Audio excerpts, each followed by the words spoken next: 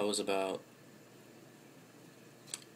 8 when 9/11 happened, but I didn't know it actually happened until I got home from school that day, and it was all over the news, planes crashing into the towers, and I didn't quite understand really what had happened because I was only in 3rd grade. I was 8.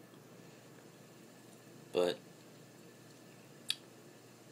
last year I took a East Coast trip, and we went to New York, and we went to Ground Zero, and I'll never forget that day. We we went to Ground Zero, and I remember looking at the site and just kind of being in awe and shock of the fact that 2 towers once stood there, and that they're gone. And I tried to picture what it would have been like during that day where I was standing when the planes crashed, just all the chaos and all the just everything happening so quick. And then I was shocked. And then we went to the museum, I believe, or Memorial Museum. I don't remember exactly what it was. But we went in there, and that's really the part that's burned into my memory. Because we went in there, and we were looking around at all the pictures and the videos and all the artifacts that were left over from what they were able to find. But I went down this hall, and there was like a square pillar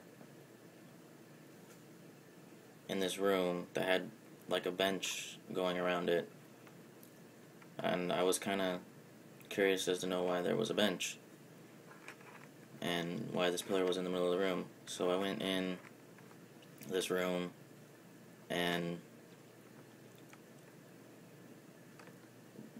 there on display were hundreds of pictures of the victims of 9/11.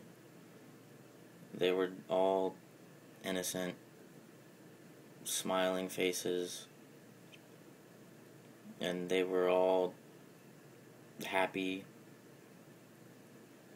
and it was powerful. And just being there and knowing what happened to them, I figured out why the benches were there, so you could sit and mourn.